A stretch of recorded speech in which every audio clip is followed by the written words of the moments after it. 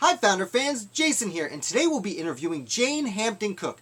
Now Jane has authored about a dozen books on a slew of American historical topics that I'm sure all of you will enjoy all of. Her most recent book came out about 2 months ago and it's titled Resilience on Parade: Short Stories from Suffragists and the Women's Battle for the Vote.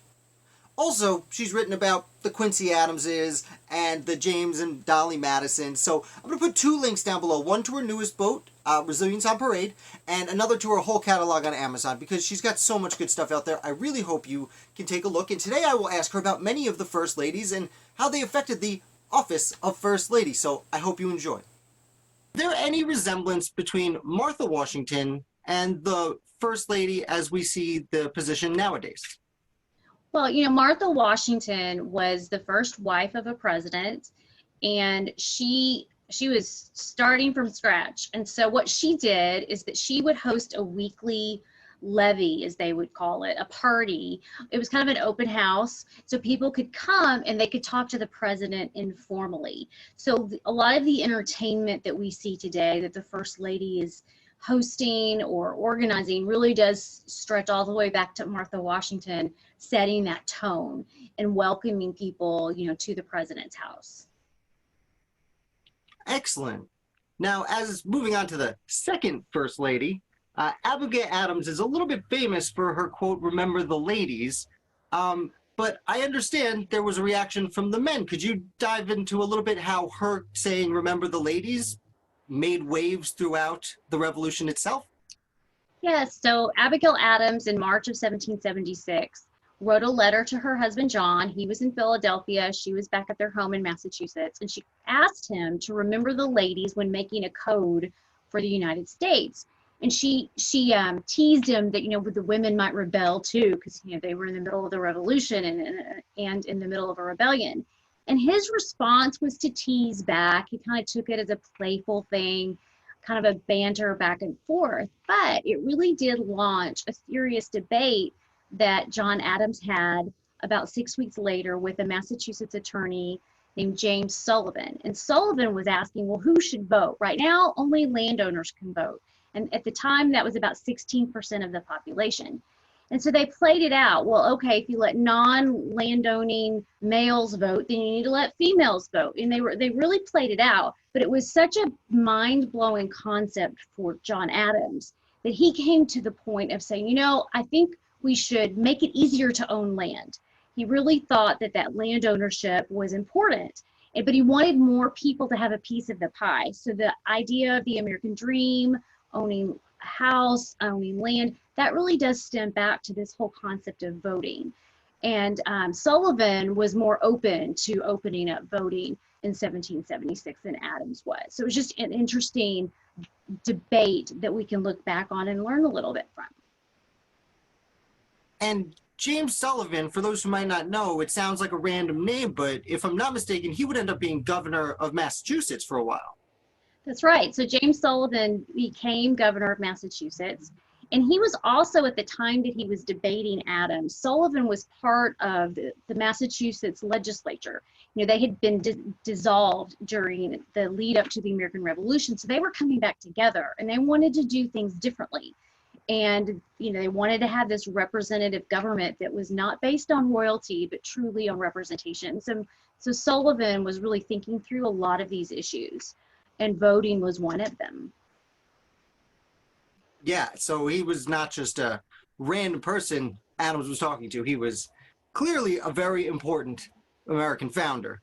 That's right. And in the land ownership at the time, there were women in New Jersey who owned land.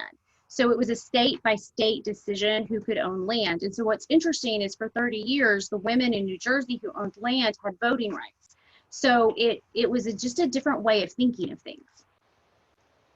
Oh, that's very interesting. I didn't know New Jersey was that progressive back then. It was. Yeah. Very, very interesting. Yeah. Well, if you move ahead a little bit, I was curious to ask you about Dolly Madison. I can see from the book behind you, you have an expertise in the burning of the White House. And I was wondering if you could shed a little bit of light on Dolly Madison's role in the White House that was burned. Sure. Well, we went to war against England again, called the War of 1812. And this was 1814. The British came, they invaded Washington, D.C., they burned all the public buildings, including the Capitol and the White House. And what I discovered in reading about this part of our history is that the burning of the White House is the origin story of the role of First Lady as we know it today.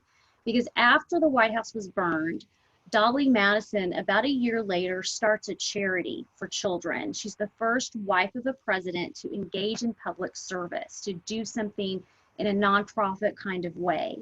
And I really, sometimes when we have a catastrophic loss, and we see this after 9/11, you want to live your life differently. And Dolly's focus of her job was just on hostessing, but she really opened it up to public service.